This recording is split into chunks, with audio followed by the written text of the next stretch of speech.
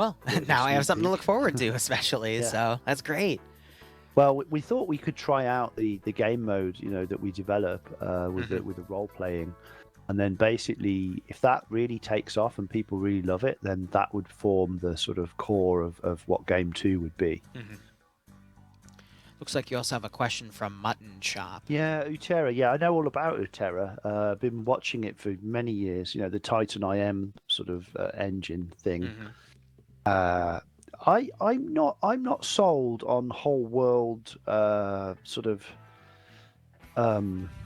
game engines. There's VBS does blue as well. There's a few things like that where you can get the whole globe and you can like have players like build Paris and another player might build Rome and somebody might build the Western Front in World War One and whatever. Liru here And is you a can load it reset. I'll all be in and back have it all later as if the part of your stream globe. is still Well, going on. that's all great if you like flying B-52s from Guam to drop bombs on Vietnam or something.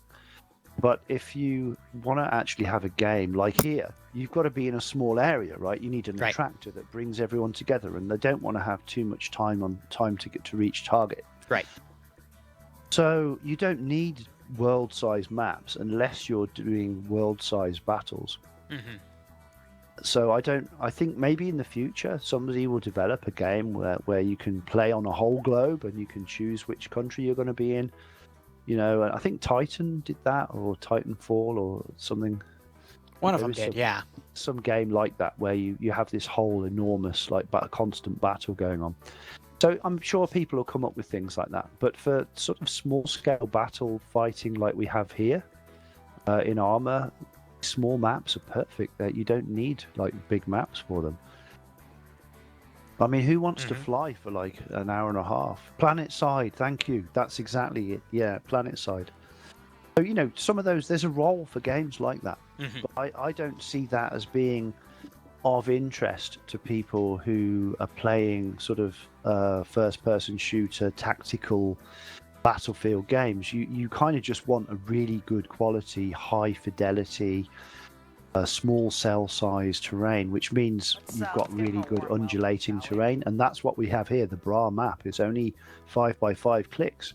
The reason that Razorback designed this map this way is because you have really, really dense terrain grid, 1 meter, which means that you can get really interesting like holes in the landscape and little areas you can hide. And if you look at the landscape here compared to Cam Lo Nam, you'll see, because Cam Lo Nam being so much bigger, here you'll see much more fidelity in the design of the landscape. A lot smaller. It's like everything's much more finessed in this kind of terrain. So so anyway, so when they got the rain going, by the way, that you called out.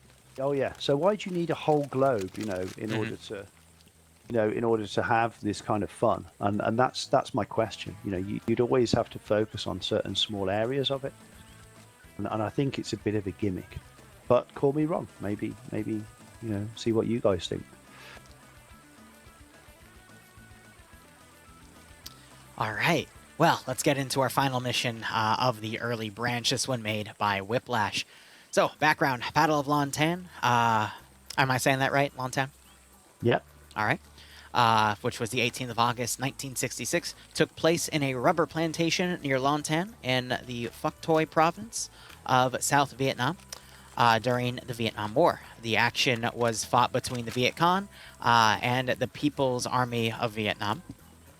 Units and its elements of the 1st Australian Task Force, 1ATF, Australian Signals Intelligence, SIGINT, had tracked the VC 275th Regiment and D445 Battalion, moving to a position just north of Lantan by August 16th. It was positioned near Lantan outside the range of the artillery at Noi Dat. On the night of the 16th and the 17th, of August, mortars and recoilless rifles attacked New Dat from a position 2 kilometers to the east until counter-battery fire made it stop. The next morning, D Company 6th Battalion for the Royal Australian Regiment departed Noidat to locate the firing positions and the direction of the enemy withdrawal. D Company found weapon pits, including mortars and RCLs, and clashed with VC midday around the 18th of August. Area of operations. Sector 1 is located on a rubber tree plantation. Most of the river is in the river in the AO is walkable. Sector 2 is an old-fashioned old abandoned French fort. Blue 4 rules: Blue 4 mortar cannot be loaded in vehicles. Makes sense. All right. I don't know why I hit the escape button there. Otherwise, Blue 4, in terms of kits and gear, they're going to be the Anzac forces again. So the hats, chest rigs, and the undergarment there.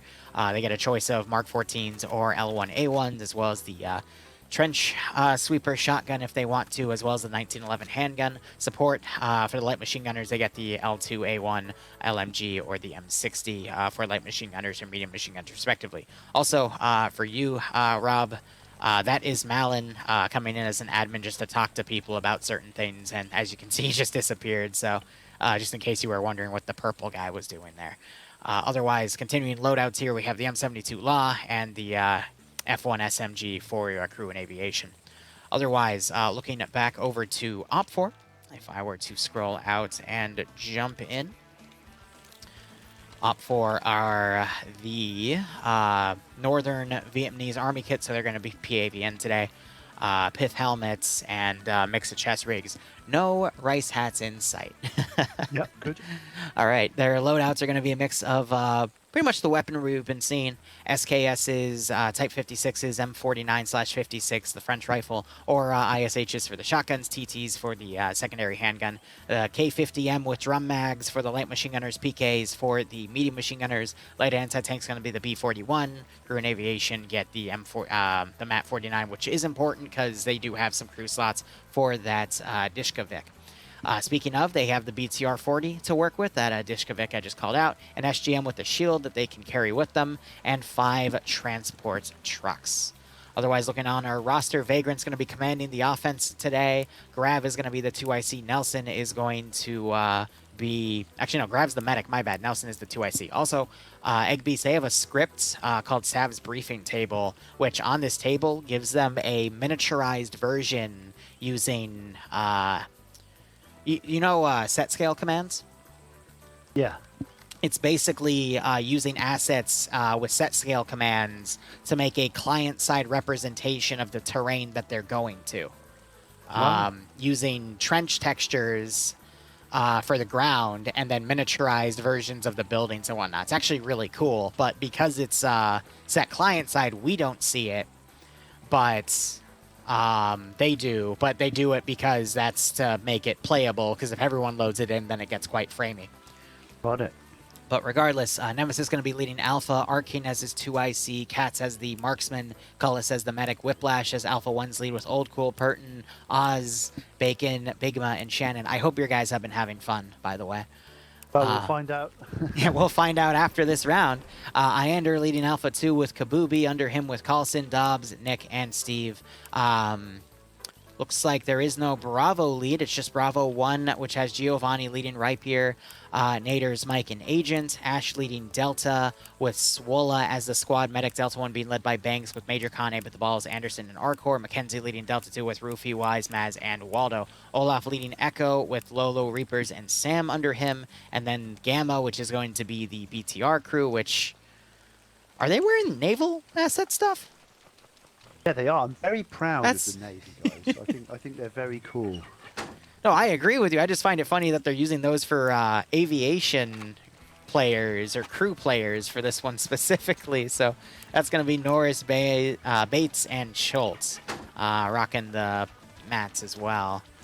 Otherwise, looking over at Blue 4, we have the following players down. Depso commanding again. Tymek as his 2IC and Patriot as the medic. NASA leading Alpha 1 with Ilbanek as his 2IC, Lolo as the marksman, and Pogo _ as the medic. Bluck leading Alpha one specifically with Goblin, Kermit, Ivno, Roy DeCamper, Pange, and Wombat. Bravo, no Alpha 2, actually, so it's just going to be Bravo being led by Valetarin with Skits as the 2IC, Daedalur as the marksman, Flaninja leading Bravo 1 with Thumper, Zally, Nomad, and Royce under him. Bravo 2 being led by Morgan with Jack and Lurch. Charlie has Arma Jesus leading with Michael as the 2IC, Korvac as the marksman, Flux leading Charlie 1 with Dooley, Bayan, Idiot Wolf, and Artisan. Notably, I think a lot of the Pepega Pirates members have left, but also Scandy is only down to a handful of guys as well. So this is going to be a battle of a lot of players I normally don't give the spotlight to, so we'll see how that all plays out. Otherwise, Echo is going to be Fonz and Renly. Echo, I believe, is the medium anti-tank group, so it's just another AT player because they still have the M72 Law. And otherwise, Hotel, which is going to contain the helicopter, has Pierce, Nichols, and Heartseer. This is a Huey Iroquois, I think D, based off of the model. And it's got the 2 side guns there. And then you got G-Legs and Khalil as a Gamma crew for the 113. I think I just realized we didn't go over Blue Force stuff real quick in terms of... we went over weaponry, we didn't go over assets, that's it. So they got the UH-1D Iroquois, I was right about that. The 113, a low M60, and then an 81mm mortar. I was really hoping Stark would stay on for round 3. It doesn't look like that was the case, though, because that man knows how to use the mortar. There's people that can say they know how to use the mortar, but I've seen Stark in an FNF match months ago. He literally wiped out like a third of the team within the first minute or two because he knew exactly where to put the mortar rounds. But we'll see who instead gets put on that mortar. But most people, unfortunately, in FNF do not know how to use those mortars properly. So I'm hopeful we'll get something interesting going on. But hey, c'est la vie. Anyway, Sector 1 is the rubber plantation, which we have a lot of trees down for. Oh, we've got, a down Cobra over here. Interesting.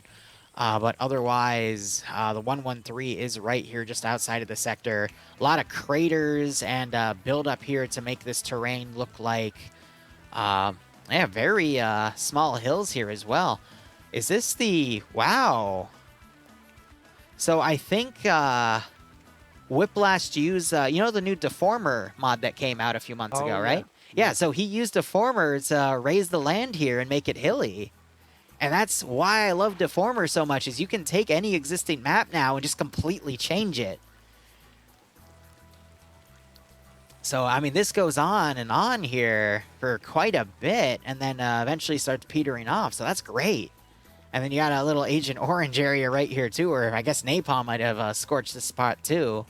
But this is a really nice rubber plant here because you just got all the trees, you got a lot of wreckage, you got some of the buildings close by. That's a great Sector 1. It's going to be really tough to defend, though, because it's a very big area.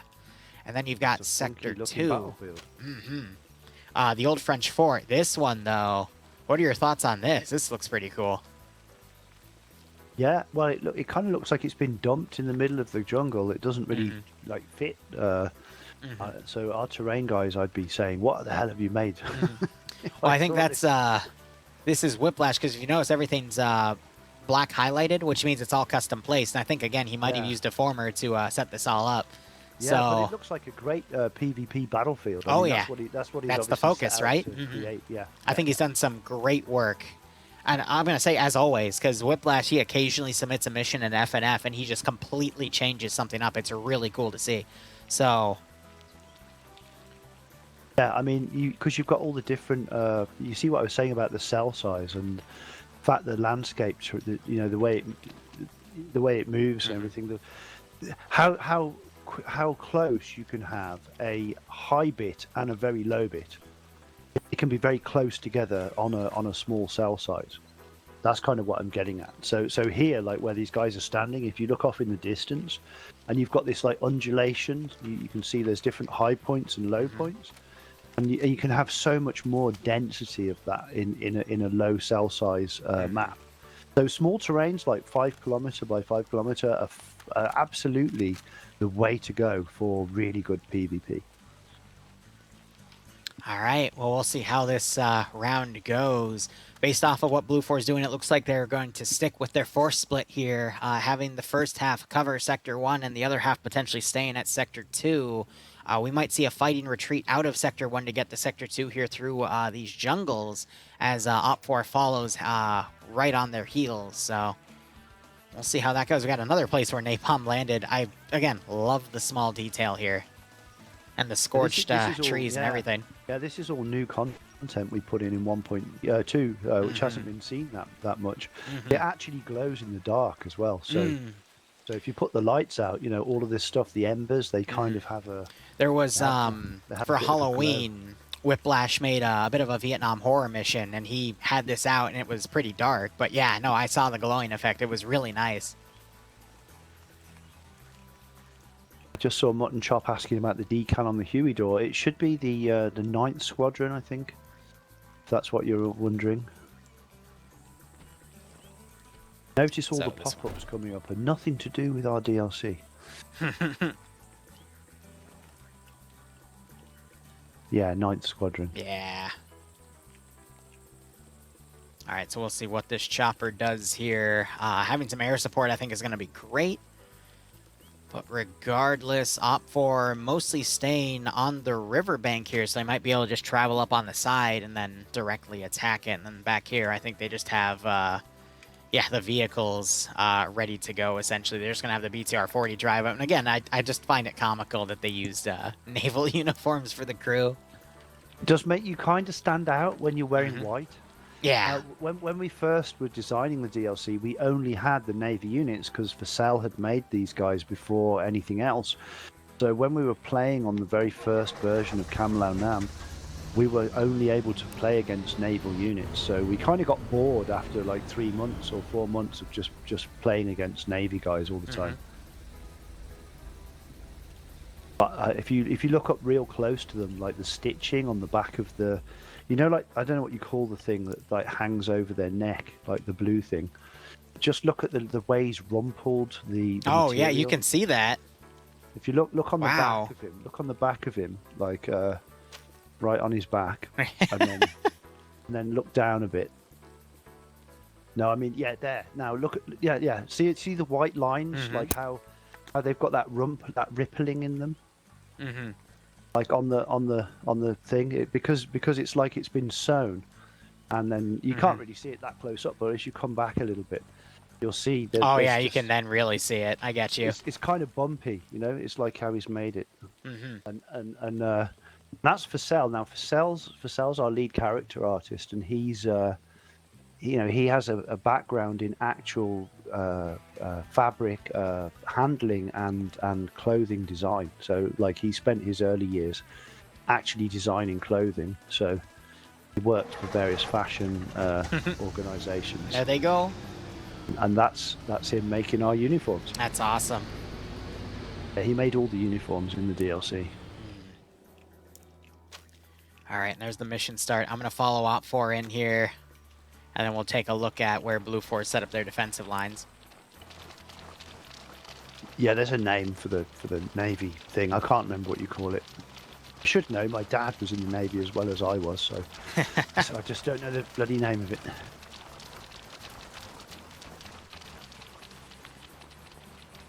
Look at these guys go.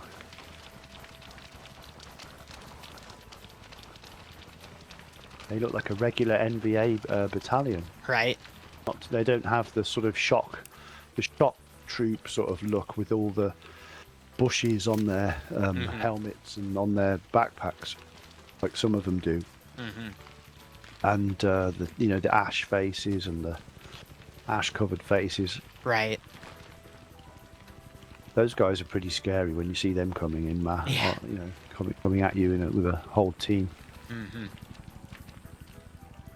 All right, so they're coming right up to the coast, and they'll start coming around the bank, as I predicted. We got the Huey in the air, a little high. Not sure if they'll be able to see too much from up there specifically.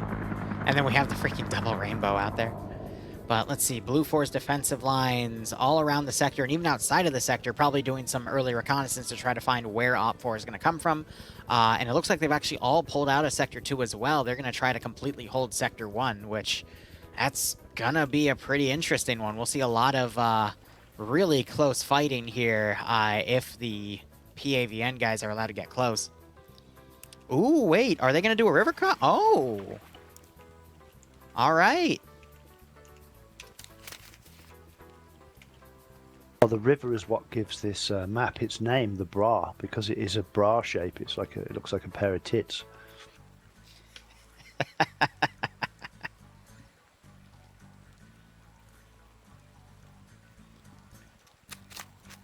So it's quite possible that Op 4 might try to loop around and hit Sector 2, and then after taking Sector 2, go for Sector 1, but the distance is a little too great for something like that to happen. Because the whole point of taking something out from under someone's nose is you don't give them time to then adjust. But just this is about a kilometer of distance here. So by the time Op 4 would then get to Sector 1, I think Blue 4 would completely reposition their forces to hold the northern side. So instead, we might just see them sneak into Sector 1 from the north and then go to Sector 2, or possibly divide their forces. But we also have some Blue 4 guys traveling up the bank on the southern side, moving east now. So if Op 4 is not quick enough with this maneuver, they could be spotted and caught out of position. But these Blue 4 guys might not be entirely content with going all the way down there because they don't know where Op 4 is coming from, and they would potentially overextend themselves. You can see what I was saying about the terrain at this point, how much more immersive it is compared to our bigger maps.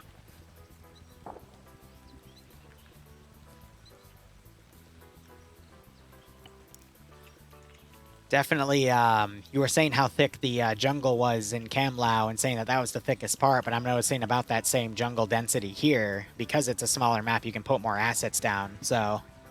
Yeah, but what you'll also see is how much up and down you have in the terrain. True. In a very small area. Right, the roaming hills here, you're exactly right. Yeah, and that's because the cell size is 1 meter. So it's like, if you imagine you're building with a net and you're deforming that sort of like net, but you only have 1 meter between vertices. Right. Compared to on Kamlau Nam, where you have 5 meters. So because it's a 5 meter cell size, you basically when you're deforming the terrain on Kamlau Nam, you're between 2 points is 5 meters, and on here between 2 points is 1 meter. So you can make a much more interesting terrain. See, like from this point where his vantage point, how the terrain drops off in front of him, and then immediately goes back up. off. That looks much more realistic. If you see the typical Arma hill, which is kind of almost parabolic in its shape. Right. You know, here you can actually get much more sort of sharper defines in the terrain. I know that's a bit nerdy, but in terms of PvP and in terms of really interesting battle space, smaller cell size is the way to go. No, I agree, because it just creates a lot of good defilade in the terrain here, and it also allows you to just do a lot of maneuvering without just having constant open area around you, because it's not always constant open area. So especially for PvP, as you said, that makes it a lot more interesting, because you can get pushed a lot harder. Yeah, you hit it on the head with defilade. That's basically what you create when you create more player choice. Right. That makes it tactically much more interesting terrain to play on. You know, you compare it to something like, I don't know, Takistan, you know, a big desert map with a lot of flat terrain. I mean, it's a beautiful map. We all love it. It has a beautiful blue dawn and dusk and things like that. You know, the lighting on that map is incredible. But when you look at it as a tactical map to play on, it's kind of limited. That's completely understandable. It's a great fun map to fly an Apache and you know, shoot off-board tanks with. Right. Yeah. So go ahead. Well, that's one of the things I love about Arma. Is just how you can have all these different terrains in one game and all these different experiences. No, I completely agree. I mean, that's why I've built my whole life around it, because you can just do so much with it, because at the end of the day, it is a sandbox. This And is kind of giving me LZ X-ray vibes, looking at where these guys are here with all the grass and everything. Right. Of course, we have an LZ X-ray op tomorrow night, which apparently I'm a squad leader in. I don't know what's going on. I'm just going to turn up and do it. Yeah, I'm the same way, but that's going to be Digbees, and there's apparently going to be about a little over 100 players in it, so we'll see how the server lasts. Well, he's quite an experienced battle host, so I'm sure he'll have it all planned out. Oh no, I'm not trying to diss the man. I love him, but I just want to see how it goes. You know, I'm excited for it. Yeah, and a few weeks ago, I had the fantastic opportunity to sit down with a guy that was actually a company commander on LZ X-ray and fought in the battle. You know, and he's telling me about the time, you know, he ordered his team to his squad, well, his company, to fix bayonets. You know, and you're like, holy crap. You know, but yeah, he was represented by an actor in the film We Were Soldiers, because he has a Special Forces badge on his arm. If you actually rewatch the film, you'll see there's a guy there with a Special Forces badge on his arm, and you'll be thinking, oh, what's that guy doing in the middle of all these air cavalry guys? And that's Tony Nadal. That's because he was actually a Special Forces officer who blagged his way into Hal Moore's unit and went and commanded a company during that battle. Nice. Trivia. All right, we got some OPFOR that have come up. The BTR 40 has actually come up and has started engaging, firing into Charlie 1 all the way back here. I guess they spotted them through a shit ton of bamboo in the middle of some elephant grass, so sight lines, man. But we got Nielsen and Norris on the southern side as well. I've also noticed every time as OPFOR were crossing this open area that you dubbed as LZ X-ray, or at least it made you think about it, I saw OPFOR were ducking into the tall grass when the Huey would fly over to effectively hide from them, and every single OPFOR member was able to hide properly. And then as soon as the Huey started flying off, you saw them all start moving again like ants, quickly falling into the rear of the platoon formation. Oh yeah, that elephant grass works very well for concealment. Yeah. Works really well against AI. You can sit in there and they'll just run past you, you know, looking for you, go around in circles.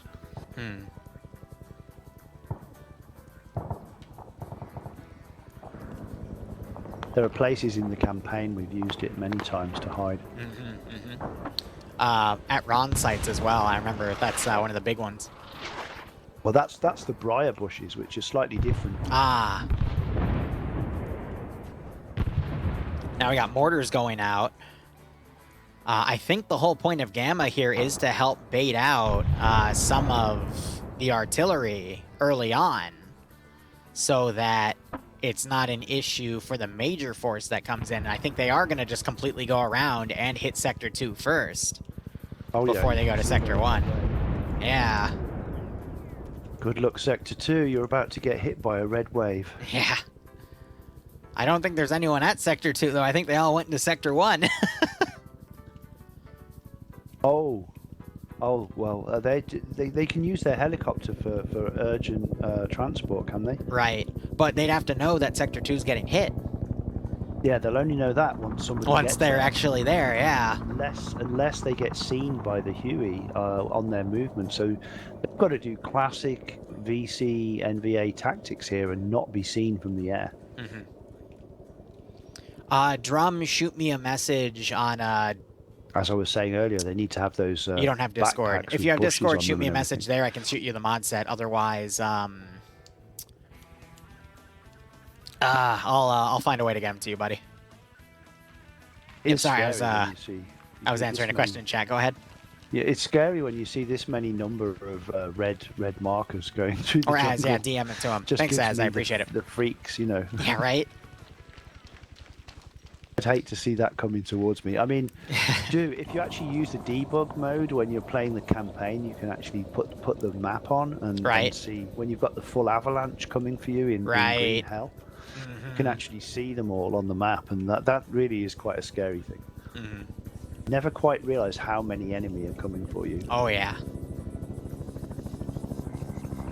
Now, some of my favorite missions to do for my players is while they're extracting, usually they're really good at maneuvering, so they'll never see it. But I've got at least 2 or 3 platoons chasing them, like a good 80 to 90 guys towards their LZ. Because at that point, I can delete everything else.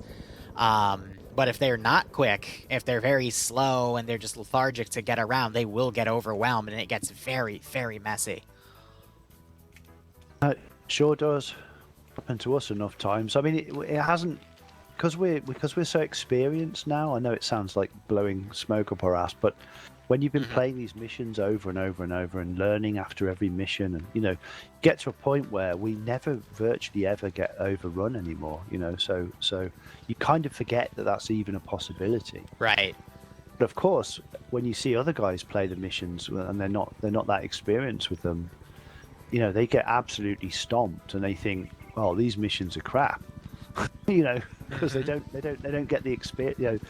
That you've got to learn and adapt. You see this terrain. This is what I'm talking about. How beautiful the terrain is. You won't see that on Tanoa because again, that's a 20 by 20. It's not down to the artist so much as it's down to the cell size. And that's just a limitation of the engine itself. With I think the application is called Bulldozer.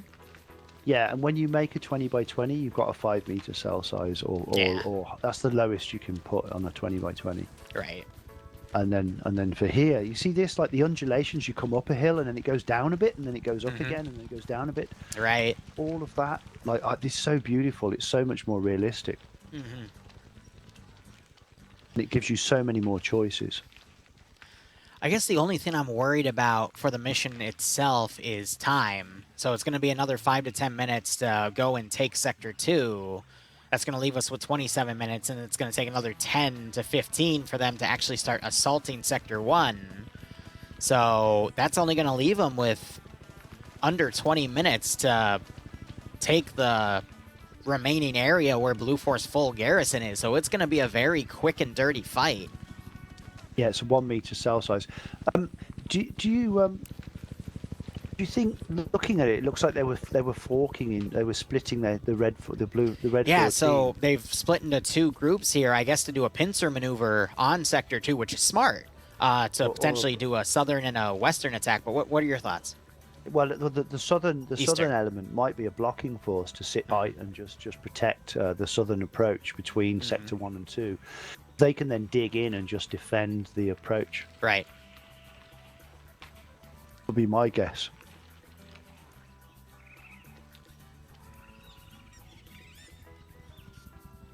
Yeah, the guys are picking up in the chat about the cell size. Yeah, I mean it's a sort of it's a bit of a geeky thing to pick up on.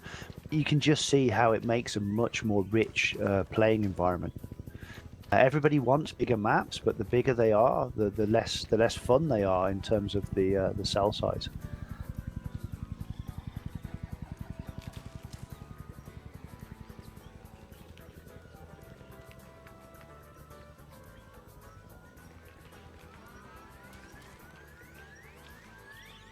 You can hear those damn birds. I suppose in my ideal world, we would make like 10 maps that were all 5 by 5. Right. Rather than, 2 big maps or 3 big maps. I would much sooner make a lot of smaller maps because they're much more sort of interesting and fun. But you have to make one big map like we did with one big airbase, so that people can use all the jets and everything. Yeah. 5 by 5, you can't really use jets very well. So we just had there's no airfield here. a little bit of blue on blue there. Patriots High-Mech are in a few bushes right now as the VTR-40 has just pulled around, but just some small updates for what's going on. But continue. Sorry to cut you off. No, carry on when the battle starts, man.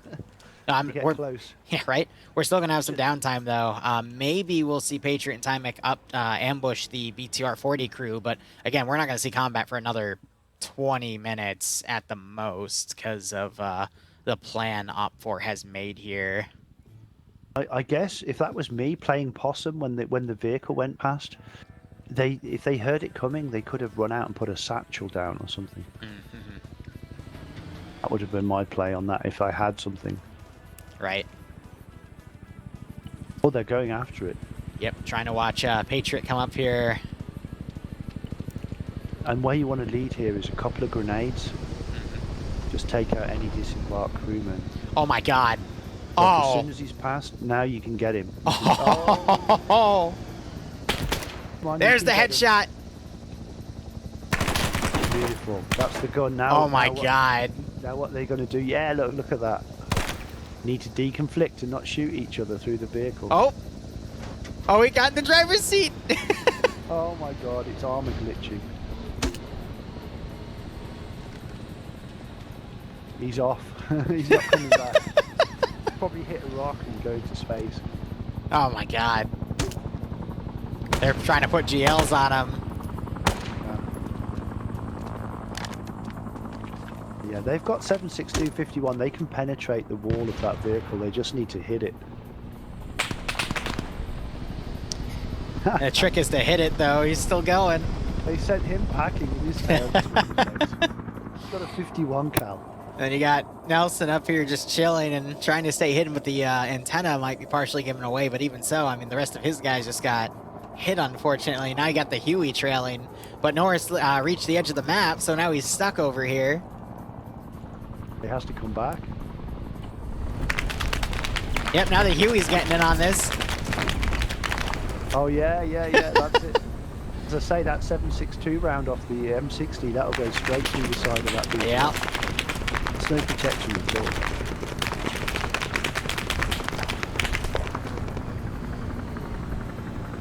all. Hey, Ice. Nice to see you. Ice was with us at SOAR in Las Vegas, meeting all the stock veterans. And he actually went and broke the ice with all the South Vietnamese guys and the King Bee pilots. Nice. Made some new friends there. That's great. Thanks for joining us, Ice. Oh, now he's trying to use the frontal Dishka.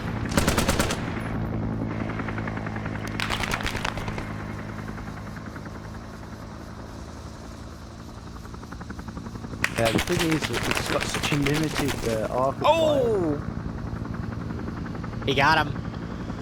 Did. Oh, but his foot's still on the pedal, though, so he's going to be driving in circles. Till he gets too deep in the water. And then Now he's stuck.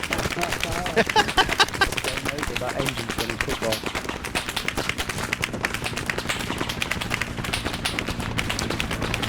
Chopper is putting more rounds in for good measure. Not an amphibious vehicle.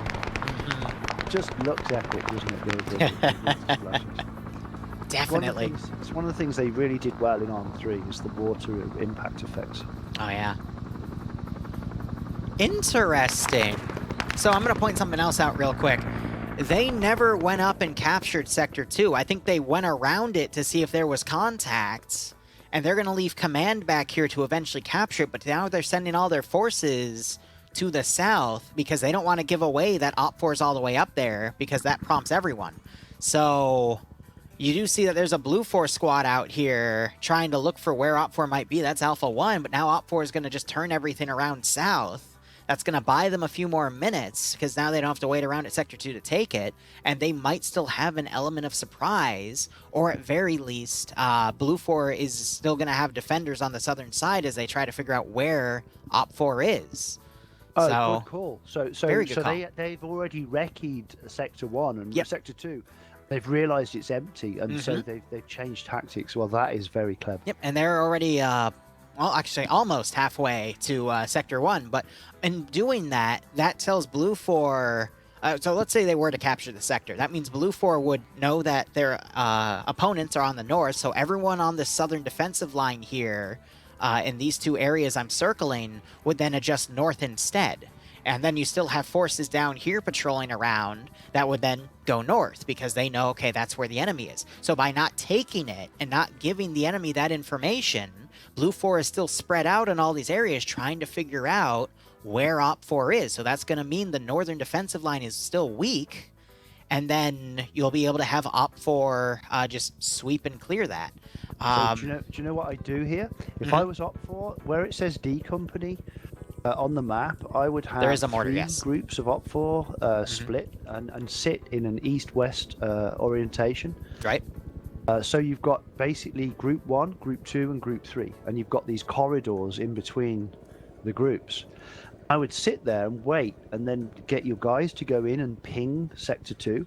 And if any guys from Sector 1 start moving north, they're going to pass between those groups, at which point you annihilate them.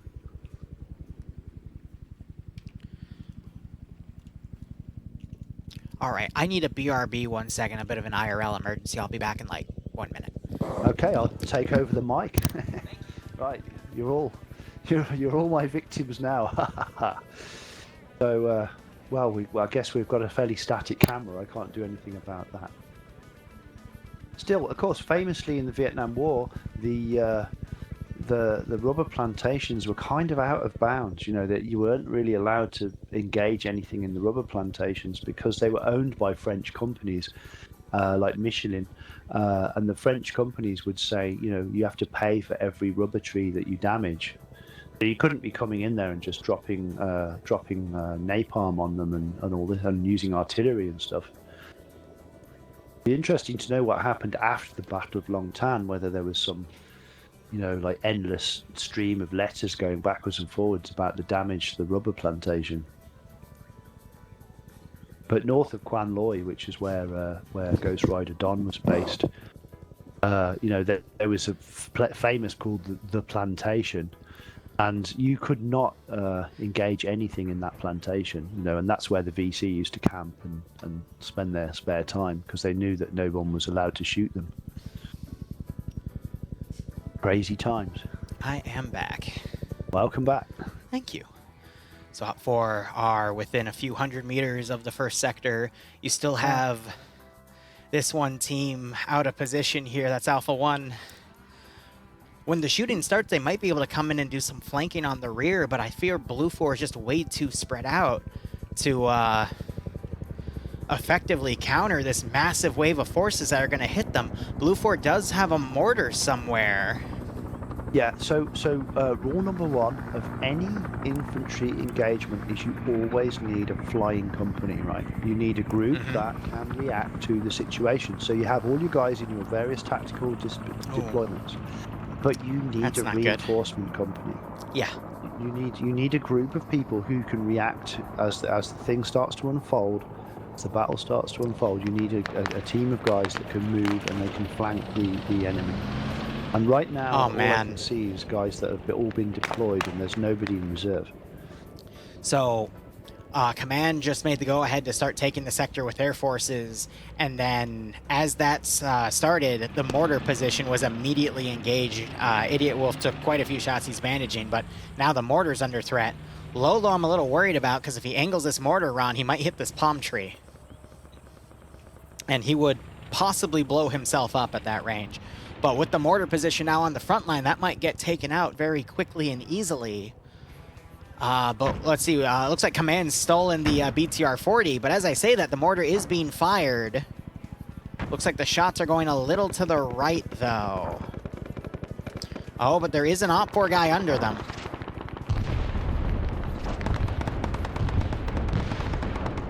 Seeing some rifle grenades going up here. Olaf got blown up. The mortars didn't really have a lot of spread, though, which is unfortunate. Now they're starting to spread here, but a lot of rounds going into this position, which unfortunately is not where one of those two major Op 4 groups was. If it managed to land where Delta was, though, that would have been incredibly nasty. And look at that, he hit one of the palm trees. Probably just hurt himself with that. Yeah, you called that. Yeah, look at him. Yeah, he's moving it now. you just called it. You know your armor, that's the thing. You gotta be careful. That's why you need an open area for it, because otherwise you're gonna blow yourself up. I'm seeing a lot of flares and smoke dropping as well. Is that from artillery or? So the smokes are thrown, but they can also be used from a UGL. Right. Actually, I don't know might if be- that's the case here. So I think these are all thrown. I don't see any flares though, but I know the mortar might have smoke and flare rounds as well. But I did thought see I a only saw flare AG. land. Yeah, I saw a flare land a minute ago. I was just wondering where it came from. Oh man, and then you got, look at this. Nemesis right on top of this blue 4 position here as Alpha for Op 4 pushes in. But Nemesis, oh my god. It's when you need a frag. Oh man. Go Nem, go Nem. Oh, Ah, man. You're right, he needed that frag though, but this is gonna freak everyone out. Willie Pete detonating right next to him as another guy gets knocked out by it.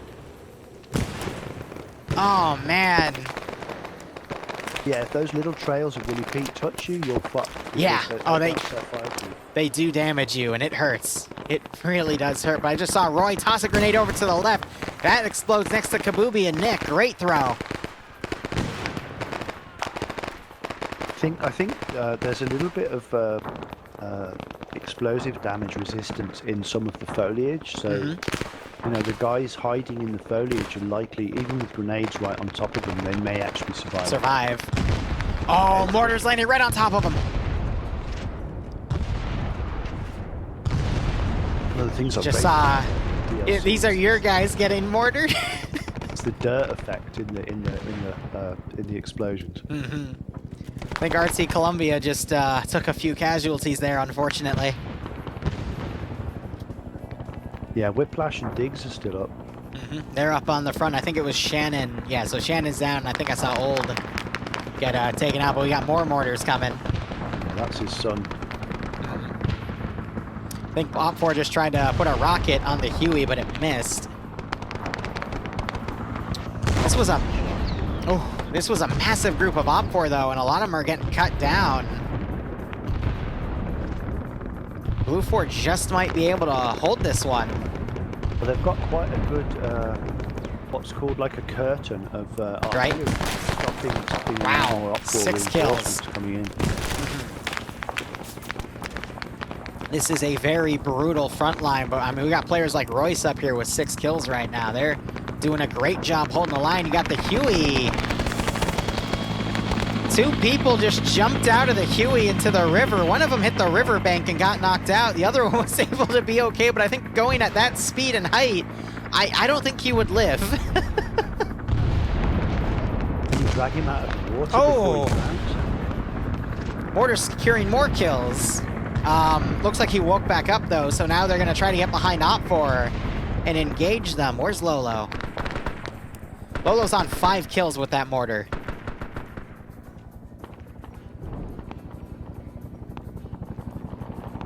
Well, you've got the Huey, so he's obviously going to spot where the PLF. enemy are, and then they'll radio the water, I'm guessing. Looking at the map breakdown, I want to look at the skull counts too. Blue 4 and Op 4's numbers are pretty even right now. Op 4's definitely taken much more casualties than Blue 4. And that 8% number advantage Op 4 started with, I think, is nullified at that point. But with how stalled this attack has been, they've made some gains, but not a lot. Alpha 1 for Blue 4 is now getting on the rear of Op 4, and they might be able to hit him from that flank. So what's happened with Sector 2? Oh, Roy! Have they moved into it?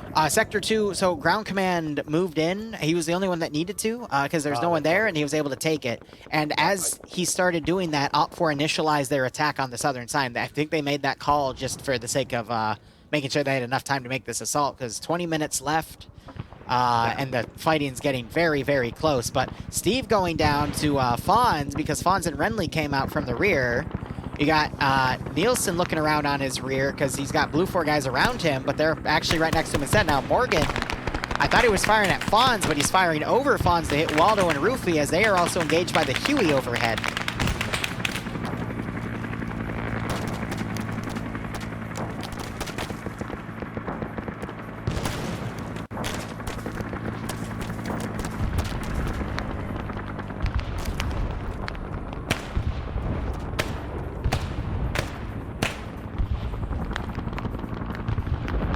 hearing more mortars firing out right here. I'm going to check Lolo's kill count again.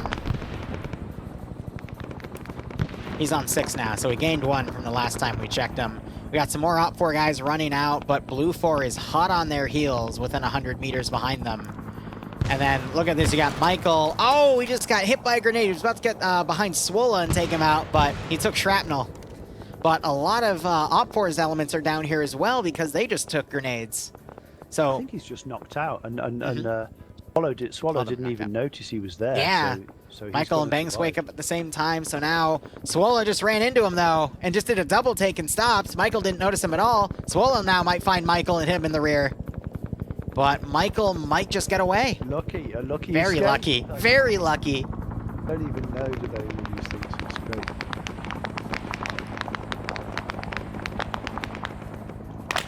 I'm jealous. I wish I was in this battle. It looks really great fun. They are doing this again next week, though. So if you want to play on the ground with RC Columbia, I would be more than happy to watch. I'm going to have to download all the mods. I know. Don't even use them. But then you can immediately uninstall them after. It's just a lot. I know.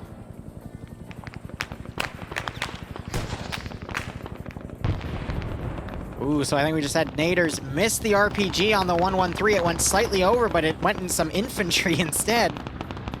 But now you got Dooley with these 3 guys. Now Mike just shot at Giovanni because they're in CQC and not realizing they're friendly. That's the thing when you get into this elephant grass. And now you got the 50 cal on the 113 firing at Dooley's position. Because again, he's... Oh, he actually killed Dooley. But this is where they took that rocket from, so now they're just confused.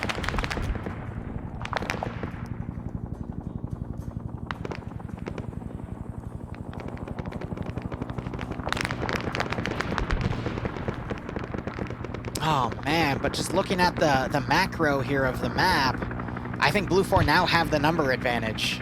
Just because of how everything's been going here. You got more mortars now coming out. Looks like these are the smoke mortars too. And something with some sort of gas effect here as well. Yeah. Oh, he's hitting his own guys! Oh! Call off the attack! He's even hurting himself with that Willie Pete. Hey, he's down to 5 kills now, and I just saw him team kill 2, so he was up to 7.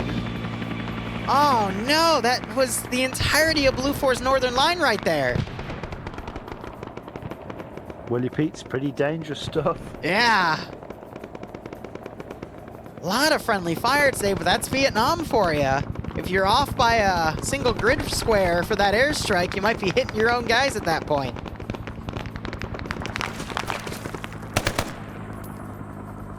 So Waldo's trying to fight off the Huey with his Type 56 as the Huey fires back with the door guns. I just watched a Blue 4 guy get picked off by Swola and Major Khan on the eastern side. But now we're just going to see fighting on pretty much every front here as both sides are just down to their remnants. And just get caught in a really nasty CQC where honestly anyone can come up from any single direction. Oh, the Huey took a rocket! Wow. Good shot, somebody. That was Steve, because he's got the helicopter kill. Amazing. So he hit a perpendicular shot of about, I want to say 300, maybe 400 meters away. That was great. That's some skill right there. That's not an easy shot. Oh, it is not. 15 minutes of play being called here. Roy DeCamper about to walk right on top of Ripier's position. Let's see if he notices. Oh my god, he's right next to him. You can hear him. You can hear them firing. At that range, if they're talking locally, you can even hear them if they're on whisper. But like I said, both sides are down to the remnant, so you're just going to have all these little miniature engagements of people walking on top of each other. This is, I would say, king of the hill PvP at this point. It is. Ooh, Pogo stopping for Vagrant. Vagrant takes him out. And I think Vagrant just got another kill, but then Vagrant is, oh no, he's still alive, but now he's getting fired at by a full 3 guys in a trench, so he's playing dead right here. After getting hit multiple times.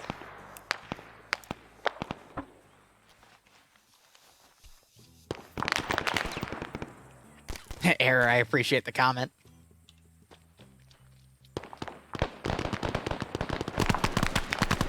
All right, so you got Flux over here.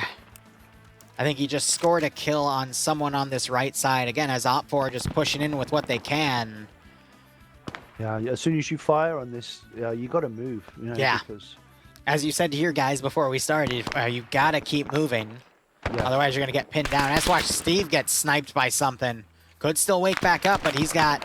Yeah, there's a blue 4 guy back there trying to double tap him now. Oh, and there it is. Yep. But I think blue 4 are going to be able to pull out with this one. They've just taken the number advantage away from Op4, and it's just been so messy. But let's see, 2, 4, 5, 6, 7, 8, 9. One more kill, and Op4 will be down to single digits in terms of player count. Yeah, I guess as always, you know, if you're the defender, you generally have a bit of an advantage. I think Banks is about to shoot G-Legs' gunner in the face here. I think that might actually be G-Legs. Khalil is the driver.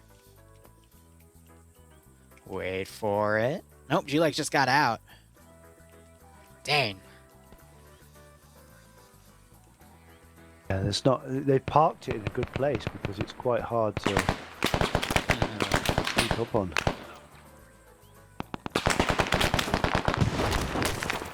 Frag out by the looks of it. Wasn't bad. It was a bit short.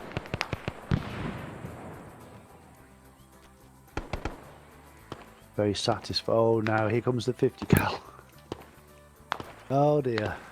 Might be out of ammo though, or it's down actually because the gun's pointing downward. Yeah, the turret's damaged. So it got disabled by something. Yeah, you've got to love those little details that Apollo puts in our vehicles. Absolutely. You can actually damage the gun, and I mean, if we weren't that, you know, didn't have that level of detail in our stuff, we wouldn't be able to do that. All those little things that add up together to make it. It's always the little things. Yeah.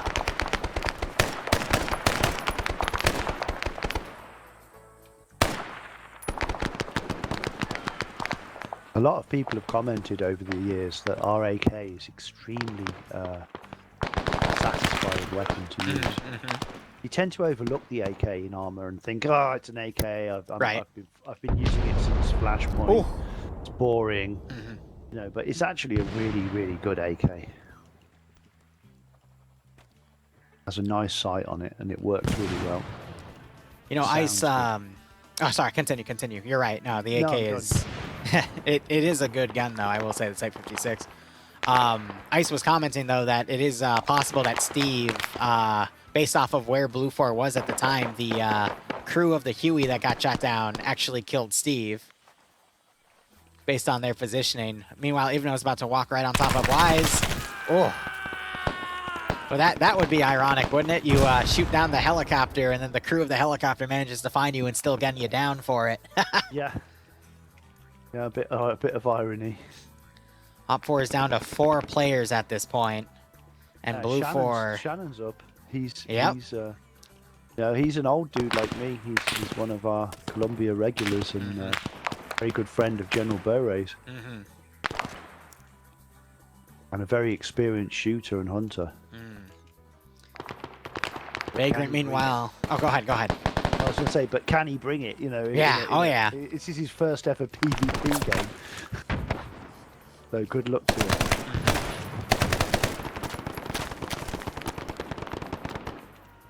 Wow, Major Khan and Morgan here just traded. Morgan getting knocked unconscious, but Major Khan getting headshot. It's rare where you see 2 people actually trade like that. Just that split-second decision. Wombat takes out Vagrant because Wombat had an M60 and Vagrant ran out of ammo for his Type 56, unfortunately. And Shannon is now the only one up. Managed to get some shots in Roy and Ivno here. He's staying still. Oh, a grenade knocked him. Problem of staying still. Is Roy going to find him, though? Nope, Roy sees another body and drops it, though. Oh, a rocket went by. Ooh. Shannon's back up. I went right by him. It's tense. He's lying right there. Look, he's not going to move. Oh, he's moving. This is really cool because I bet his adrenaline is through the ceiling right now because he hasn't played PvP before. Ivnow's now going through the bushes. And I think Shannon heard him. He's a guy with a cast iron disposition as well. I would rate him in a battle.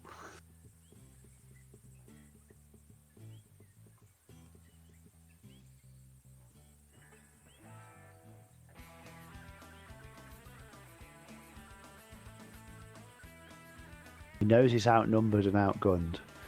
But he's just going to sit tight and see if he can get anyone that's near him. So I think you still have blue for doing some friendly fire here between fortified positions. Everyone's a little jumpy right now with how everything's gone.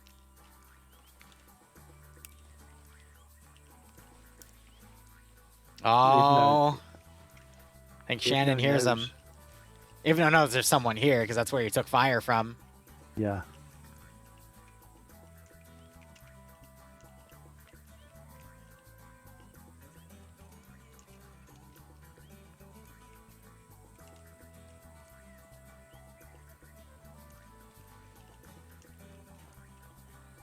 He's not playing how you'd expect in a PvP match as well. He's doing the unexpected. He's sitting really still.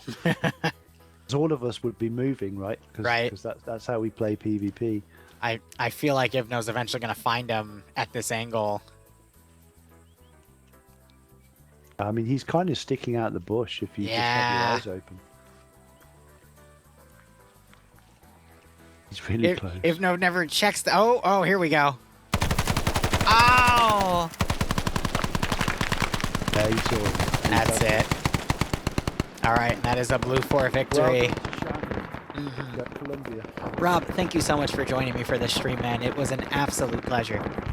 Absolutely, yeah, and likewise. I hope to see you Sunday for the Artsy Columbia. Yep. And tomorrow, too, for Digby's thing. Yeah, we've got Digby's thing tomorrow, and then Columbia on Sunday. All right. I am going to wrap up my stream now. So thank you, everyone, for watching. Go operate operationally. Enjoy the rest of your day or night. Cheers. And I will be back in about an hour, hour and a half for a Warhammer 40k op where I'll be on the ground. So I will see you guys later. And again, thank you for joining us.